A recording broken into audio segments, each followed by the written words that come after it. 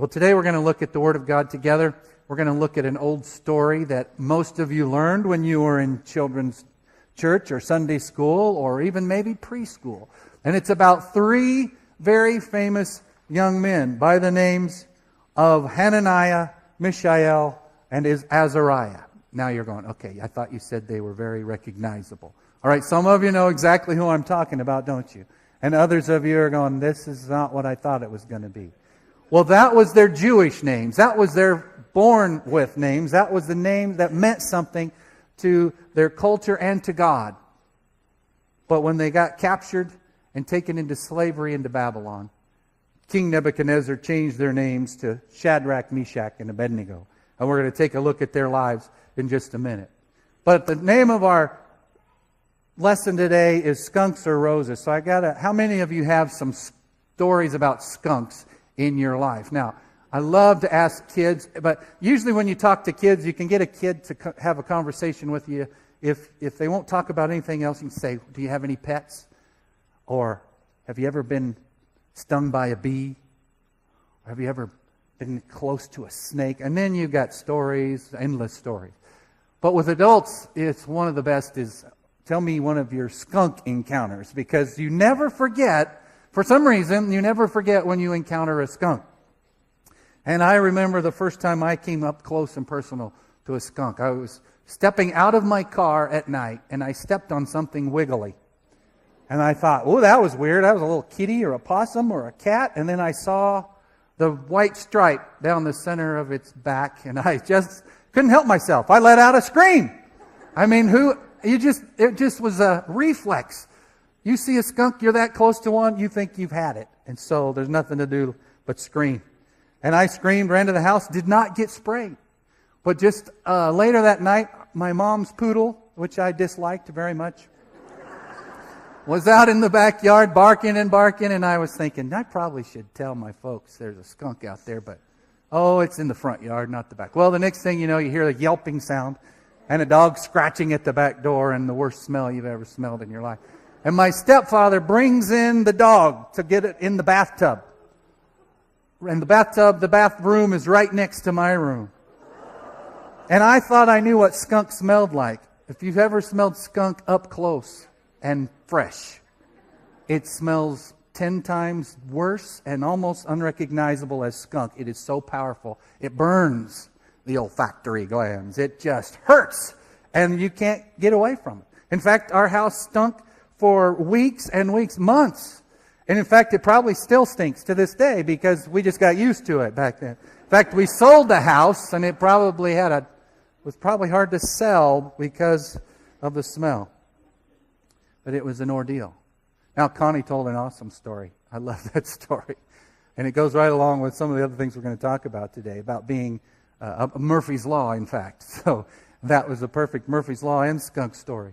But I had some friends that told me a story about when they were kids, and they said they never even told their parents this story, but they had neighbors who were perfectionists, and the perfectionists were always cleaning everything all the time. They said their yard was perfect, their house was perfect, their cars were perfect. It made them feel like they were lazy bums because their stuff wasn't perfect. Well, this family was planning a vacation, and of course it was going to be the perfect vacation. And then they'd loaded up the family car all the night before. Everything was ready.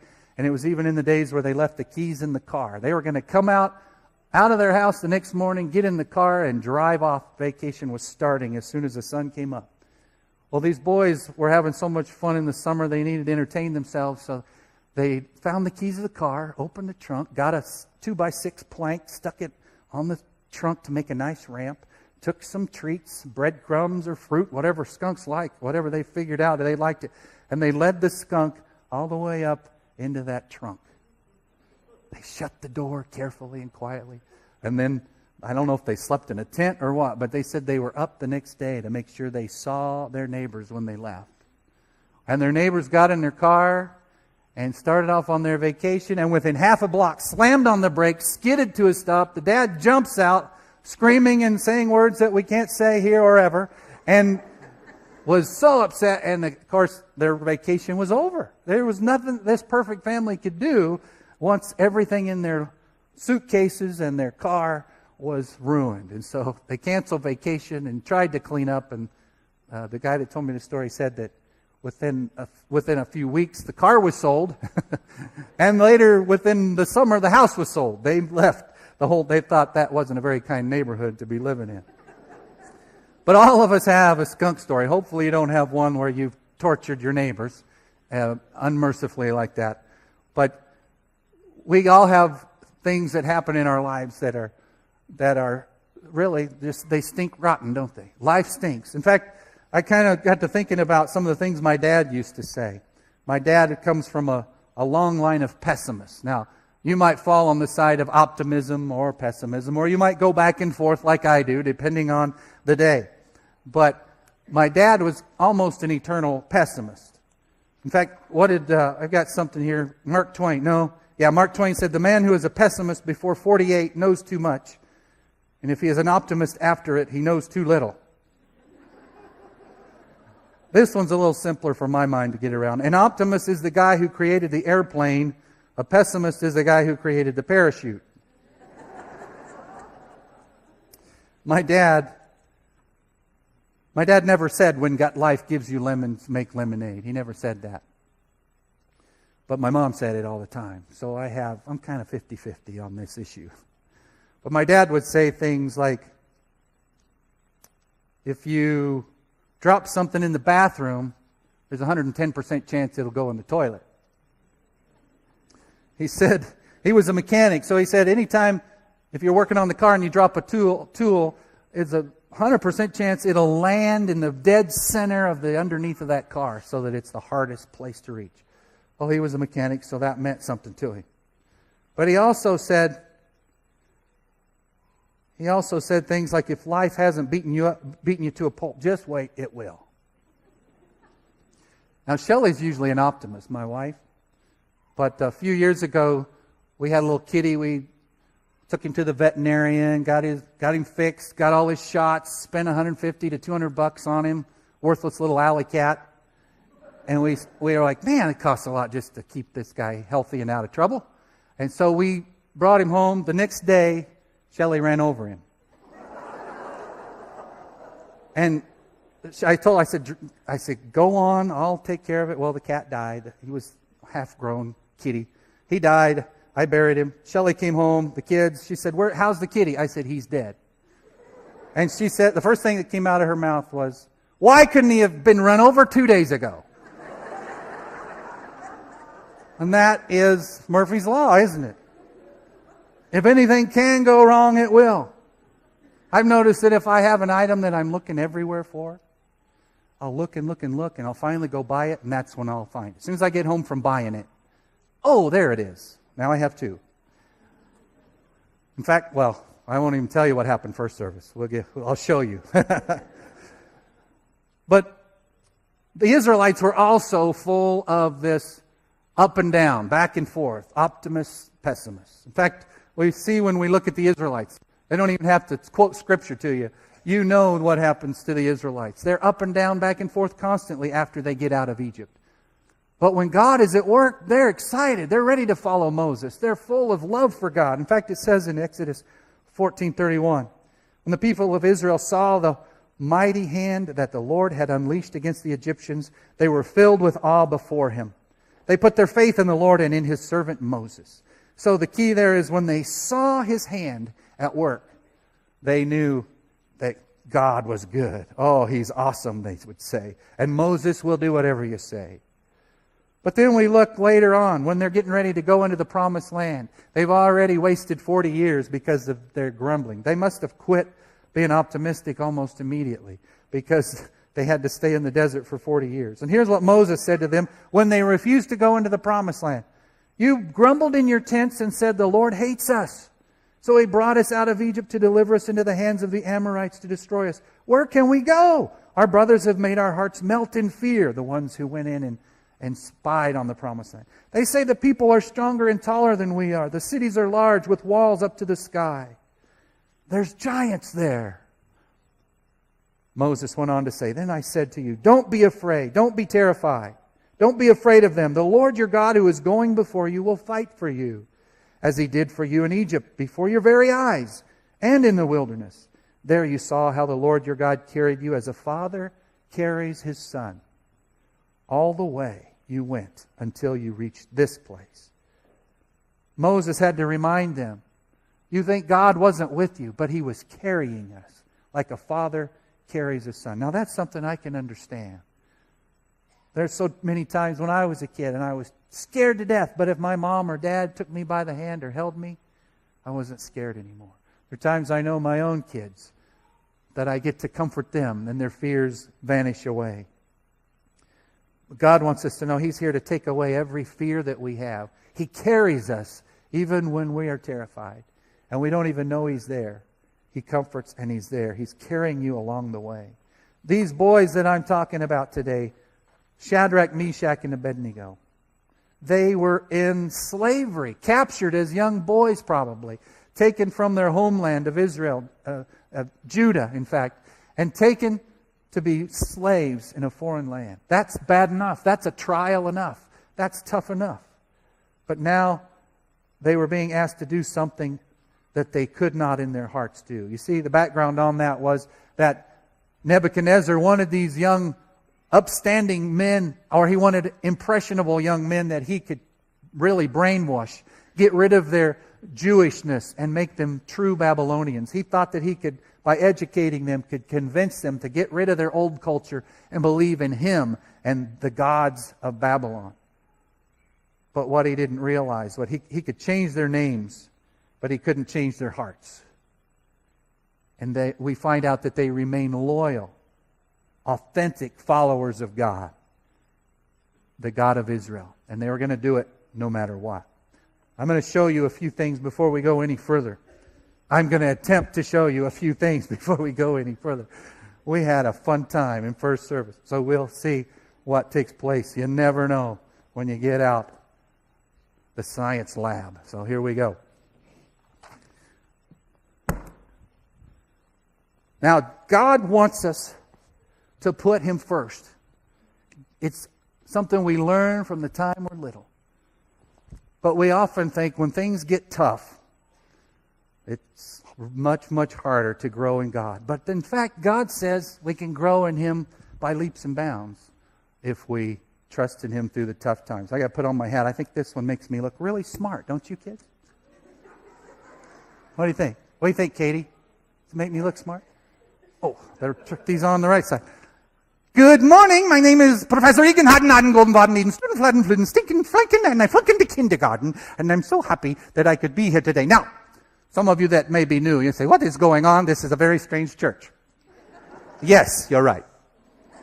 All right. Actually, this is very common in the children's church. I do this quite often. And mostly when I come in here, I get to do it as well. So it's not as unusual as you may think.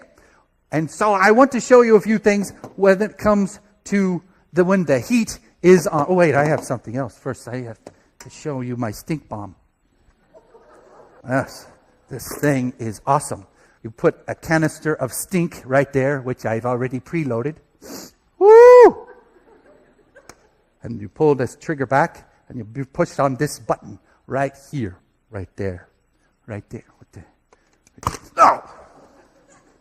Oh, I tried that again. Does any of my friends down here want to smell my stink bomb?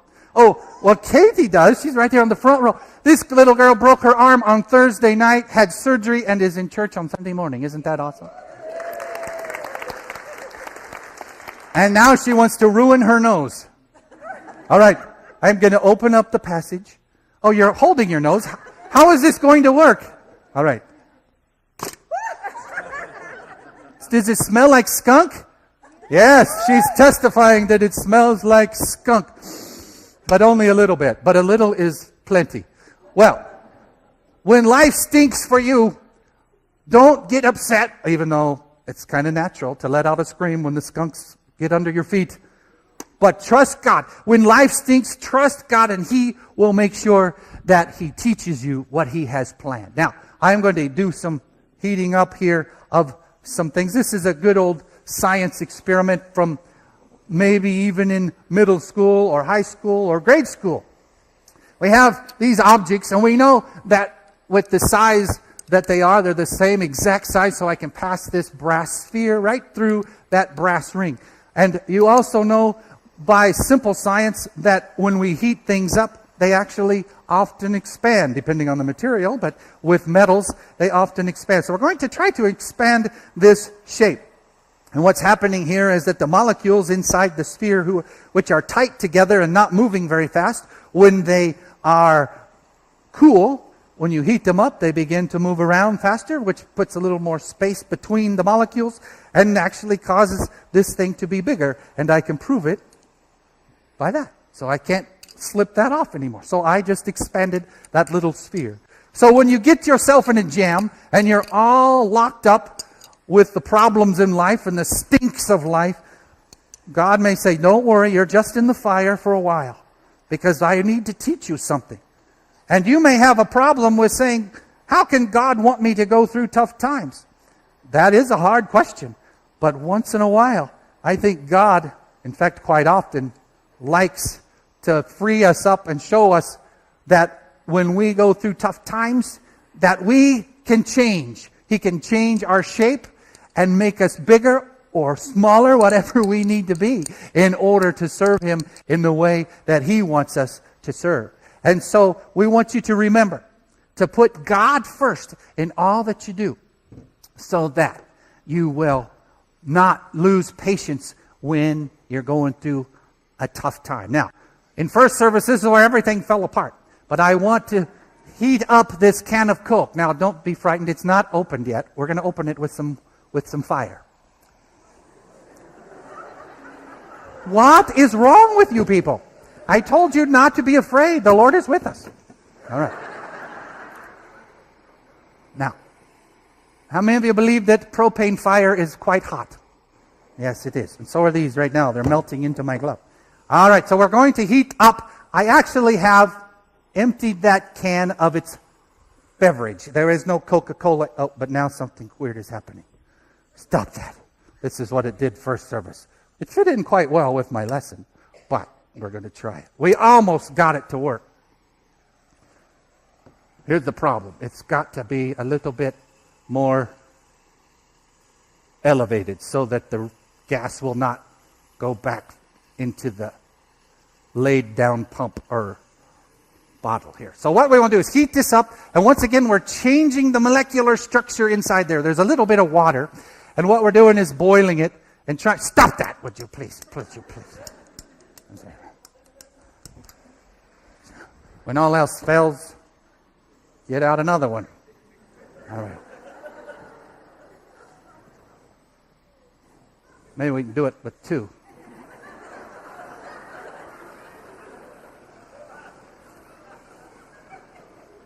I at least see some steam, or water vapor. If you can see it, it's not steam. And now we have what is called a tiny little steam engine. And you can see that steam does have power. Some people say, I don't understand how steam has power. Well, this simple little lesson shows you how steam has power. And we poked some little holes in the side and aimed them in one direction. And we've made that little steam engine that could. And now it's starting to spew out a little water, and it's getting on me. And I'm going to stop. Because that water is not very cool. So we see how the heat changes the physics of the situation. And we actually created a way for you to see the energy by seeing a tiny little engine called Hero's engine. And we can understand through this simple lesson that God wants us to be willing to get somewhere. We created actual energy. And God says that He wants us to learn from the hard times and the moments where we're in the heat and in the fire. God says, this may be the very place I want you so that you can become the person that I wanted you to be. Now, let's see. Oh, I shouldn't have turned that off yet because I wanted to light my candle. Or maybe I should just light the candle with this. I don't know. Something's wrong with my torches today. I can't get any cooperation. That's a very funny propane flame coming out of there. All right, now, what I want to show you now is a bigger example of energy. And what I want you to see, I have this special chemically treated paper. And what you're going to notice, well, I'll just show you. Let's set this over here. Ah, okay. Oh, look at the smoke ring. I did that on purpose. Yes. I'm very skilled at that. Yeah, thank you. But did you notice there's very little smoke, actually, although that just refuted my whole lesson right there. There's not supposed to be any smoke. But you notice there's no ash and there's no smoke. It gets entirely consumed because of the way that it is treated chemically. And in fact, it burns so fast that you can just hold it in your, ouch! You can hold it without getting hurt too bad. Anyway. And did you know, but there's very little ash and very little smoke. It burns so quickly and so 100%ly. And so I want you to remember this lesson. Let God consume you. Give your whole self to God because He's given His whole self to us. And if you will allow yourself to be consumed by God, you can go through the fire no matter what. All right, we're going to take and we're going to put this fuel into here. And, I better blow out the flame right there. That could have been a really good object lesson. But church might have been over right then and there. All right, just because we're talking about Shadrach, Meshach, and Abednego, we are going to do the classic lesson here where we're going to dunk them into the fiery furnace. Now, we have to treat them first with some special chemistry. Whoops. All right. And now we are going to light them up, but not on this side, on this side. One of these days, I'll tell you. All right, see if it'll work. Oh, ow, ow, ow. I'm supposed to use the tongs. There we go. There we go. And it's not supposed to burn this much. We're trying to save the children of Israel. There we go. And they are not singed. They are all right. Yes. All right. Pastor, I think things have gone a little better this service than the first one. These guys actually survived. We actually got that to spin. And no other fires. Well, that fire didn't last near as long as the first one, so we did. And the carpet didn't get ignited either. Just kidding. That one didn't happen. Murphy's Law. If anything can go wrong, it will. That's what it says. But there's also another part of that. If there is a possibility of several things going wrong, the one that will cause the most damage will be the one to go wrong.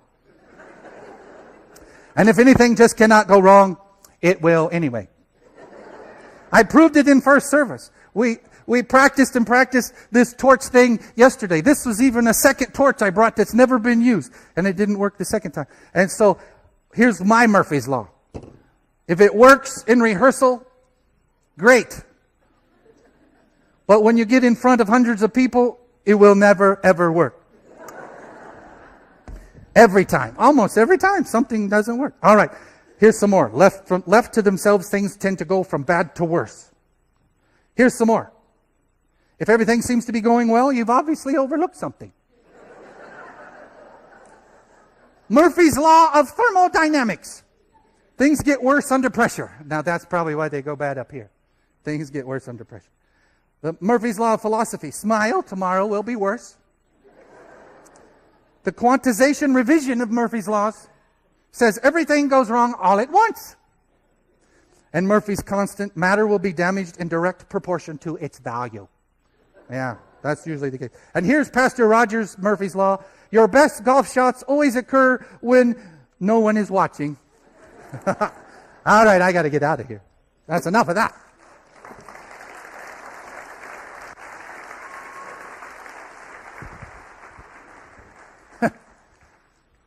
While the Israelites understood pessimism, God understands it for sure when He sees it in us. But we got to remember, when life stinks, don't give up. Don't give up. For God has not given us a spirit of fear, but of power and of love and of a sound mind. King Nebuchadnezzar made an image of gold, 90 feet high, 9 feet wide, set it up on the plain of Dura in the province of Babylon. And then the herald shouted out, people of all races and nations and languages, listen to the king's command. When you hear the sound of the horn and all the instruments, bow to the ground to worship King Nebuchadnezzar's golden statue. Anyone who refuses to obey will be immediately thrown into a blazing furnace. Well, you know the story. If you don't, I'm telling it to you today, but many of you remember it. The music sounded and everyone bowed low except for those three young men. They stood tall. King Nebuchadnezzar was furious. We're skipping ahead just a bit. He was just furious. And he went to them and he said, I will give you one more chance to bow down and worship the statue I have made when you hear the sound of the music. But if you refuse, you will be thrown immediately into the blazing furnace, and then what God will be able to rescue you from my power?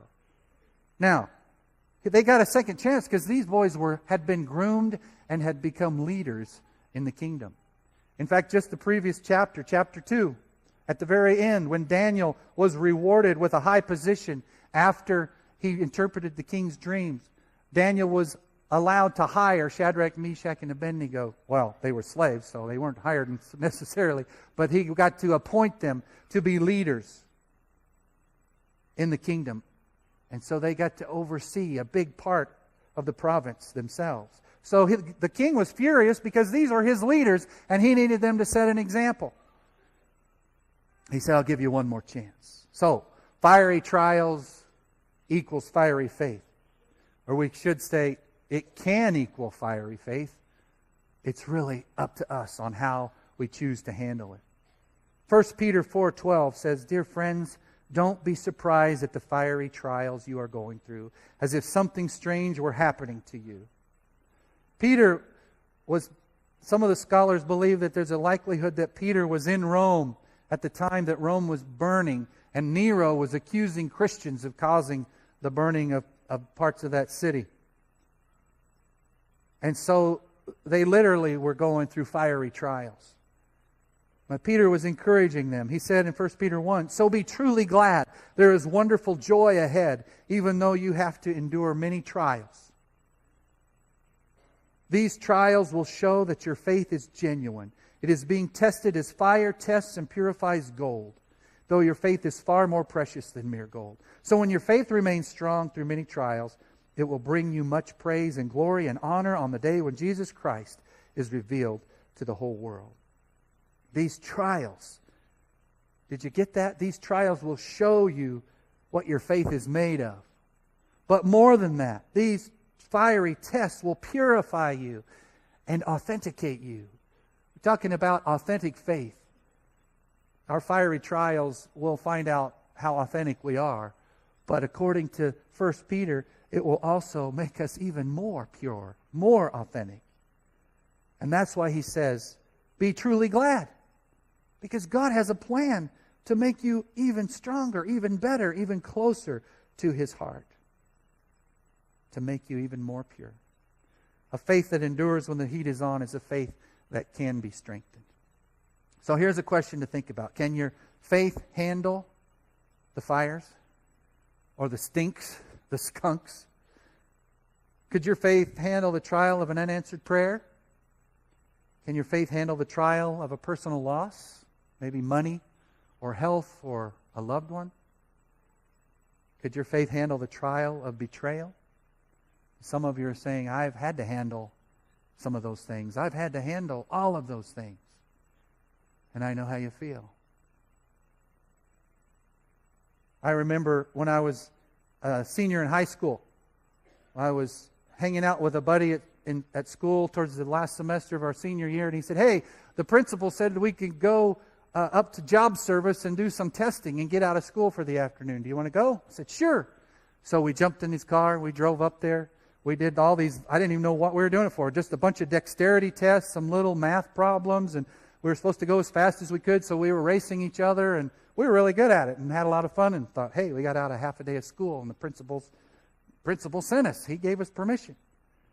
And then we got in the car on the way home. I said, by the way, what was that all about? What kind of job are they looking at? What are we? They go, oh, McDonald's is hiring. I said, oh, great. Yeah, great. I was not interested at all in working at McDonald's. Well, the next couple of days, the phone rings. McDonald's wants an interview. Come up for an interview. No. Well, if I can get out of school again, at least. So I go up and I do the interview. And the next day he calls, says, you're hired. When you're going to start? tomorrow, I think, was Saturday. He said, start on Saturday. And he said, just be here at 11. Or, that's when you'll start working. So I get there at 11. This is, at the time, the biggest McDonald's, they said, in America. It's not that big when you think about it now, but back then, it was pretty big. Not only that, but it was one of the busiest McDonald's in America. Well, this was Saturday, and I started at 11. And they said, you're making Big Macs. Here's how you do it. They showed me about a 2-minute training, and I went to work. And I dropped about 30 of them on the floor, and I worked in a frenzy, could not even think straight. I was a sweaty mess. Won't even go into that, okay, because you don't want to know how that happens at McDonald's. But it was horrendous. I was mostly sweating from panic more than the work itself. But you're hanging over the grill. You're just. I was thinking, this is the worst experience of my life. I don't ever want to set foot in this place again. I've dropped 30 Big Macs on the floor. There's no way that I'm going to stay here. In fact, I'm sure I'll get fired before the weekend's over. About 3 o'clock in the afternoon, he said, Eric, come here. You got to mop the floors. All the new guys have to do the mopping. So I said, oh, great. This is actually better than making Big Macs. And then he came up to me and he said, Eric, I got to tell you something. He said, we set a record today. 250-some Big Macs, the most we've ever done in a 2.5 hour period. Congratulations. For a rookie, that's awesome. He said, this is the busiest McDonald's, the biggest McDonald's, and that was rush hour. And you just set a record for our store. He said, you have a long career with McDonald's. And I was like, oh, Lord, what are you trying to teach me now? So I do not even want to be here in the first place. But I thought, well, that's so neat that God would, even in my failure, God had a victory in mind to boost my morale and encourage me that day. And I ended up working with them for a year and a half. And I never liked even one single day of it until the very last day. And I'll tell you about that in a minute. But Shadrach, Meshach, and Abednego were people just like you and me. They were young men who had hopes and dreams. They wanted a future. They wanted to live. They didn't want to die. But they were faced with that difficult choice. Bow down to an image or be burned alive. I don't know about you, but I don't know if I could make that decision. What would you do? There's a lot of rationalization I could think of. I could make a lot of excuses. I could bend down and act like I was looking for my contacts. I could worship, or I could bow down but not worship. I could worship one time and then ask for God's forgiveness. Ooh, hope that doesn't sound familiar. We could make all kinds of excuses. Of course, the ultimate one, everybody else is doing it. God says no. These excuses sound sensible at first, but they're not, are they? They're dangerous. And to fall down and worship this image would violate God's commandment in Exodus 20, thou shalt have no other gods before me. Now you say, this is a good story for the Bible times. It's a good thing we don't have idols and golden images to worship in our country, but there's all kinds of idols. We make so many things our idol, don't we? Just a life of comfort and pleasure can be an idol in itself. And God wants us to make sure that we have things straight. The problem is when we make excuses once, we'll make them twice, 3 times, and pretty soon we've lived a life of compromise. So let me give you just some quick suggestions. What do we do when troubles come and life stinks? The first thing I thought of and learned and feel God was teaching me was to obey God, not man.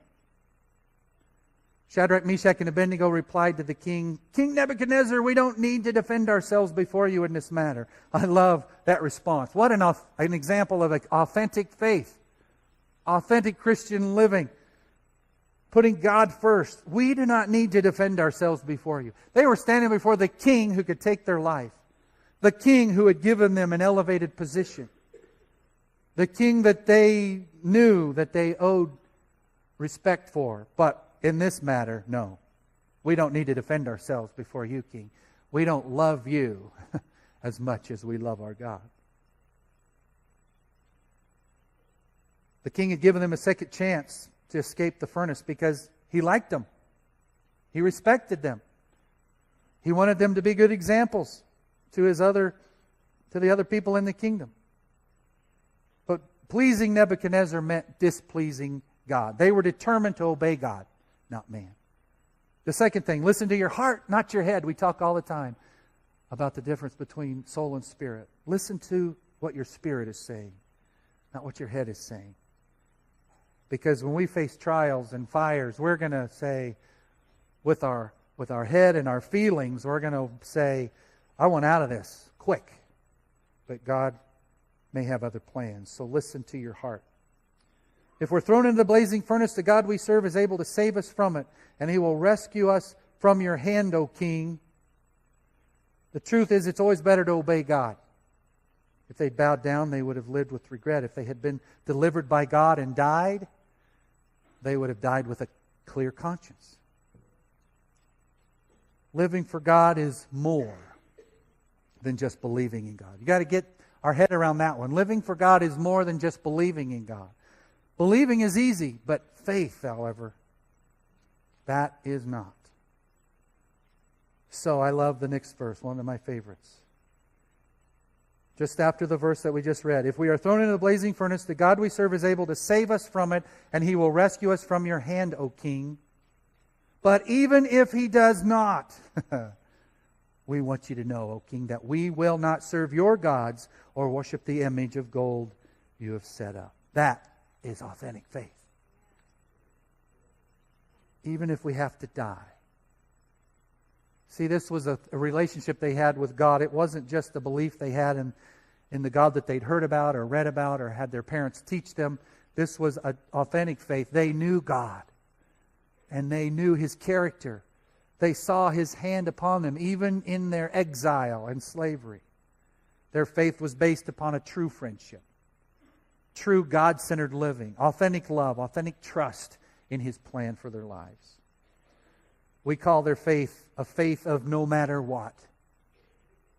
Even if we will believe God, no matter what. Well, the last point I want to make is they were not alone. They went through that furnace, didn't they? But they were not alone. Nebuchadnezzar jumped up in amazement, exclaimed to his advisors, "Didn't we tie up 3 men and throw them into the furnace?" "Yes, Your Majesty, we certainly did." "Look, I see 4 men unbound walking in the fire unharmed, and the 4th looks like a god." Do you think Jesus showed up on the spot before He was ever even born? Very likely. When life stinks, God is with us. They were unhurt. They weren't tied up anymore. They were free. Instead of 3 men, there were 4. The 4th person in the furnace looked like it could be Jesus Himself. God is with us, even through the fiery trials, even when life stinks.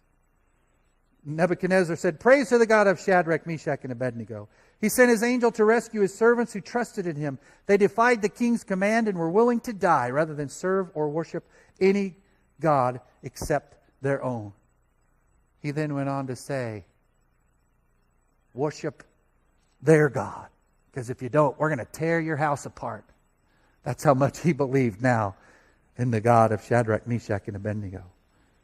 And He also elevated them to an even higher position because of what God had done in their lives. Not for anything they could do on their own, but because what God had done.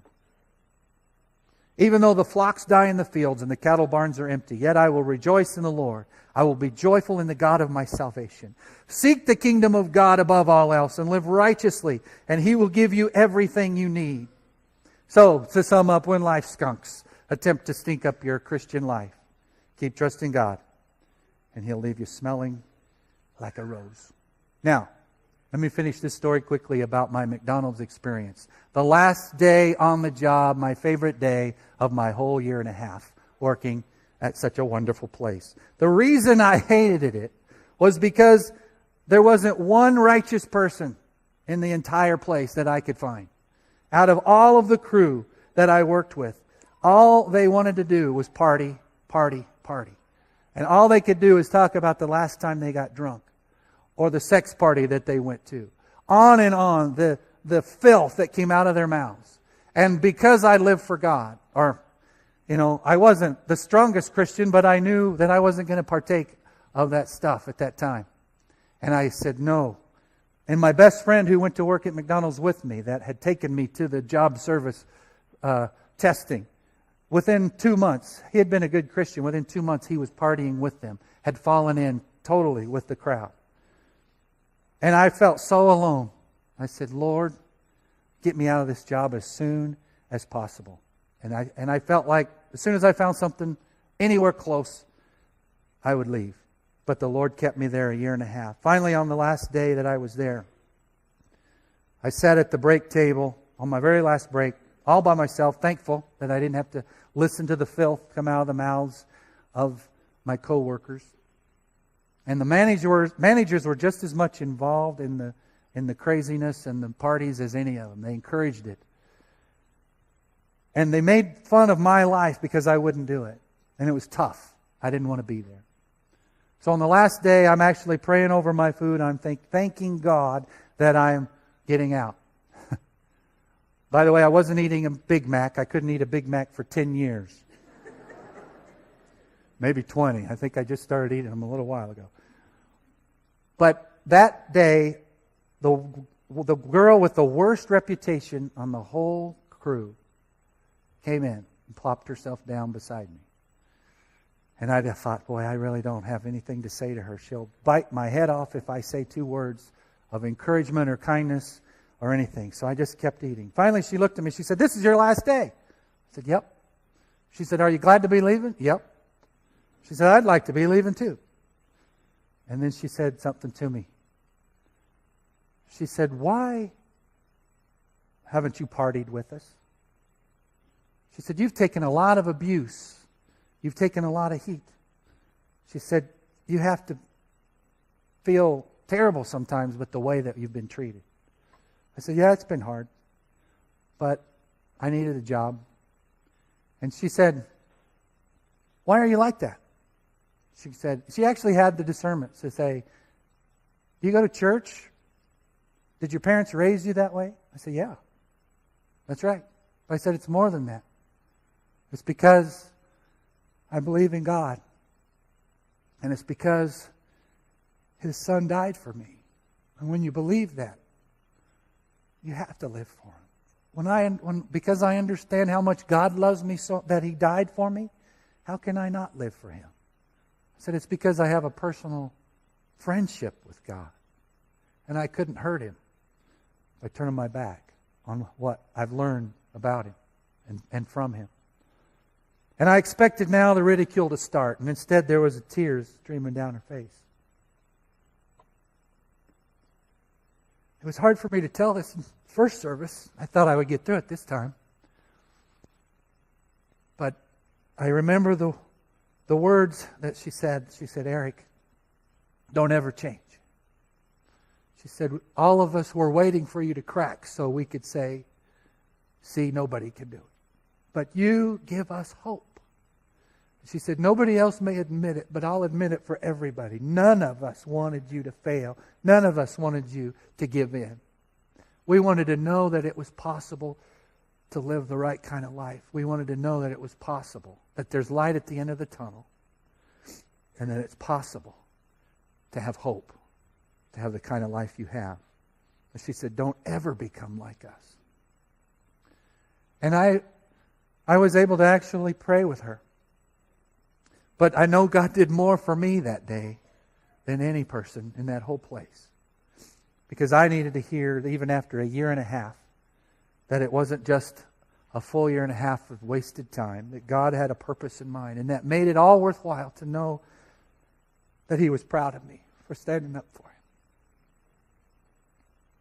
That's why I love the story of these boys. They weren't afraid. And I want to be that kind of authentic Christian. As the worship team comes up,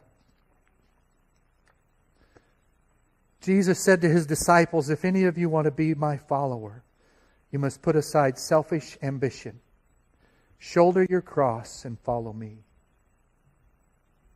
If you want to try to keep your life for yourself, you will lose it. But if you give up your life for me, you will find true life. I love that version. That's actually the New Living Translation, first edition. Let me read that last line again. But if you give up your life for me, you will find true life.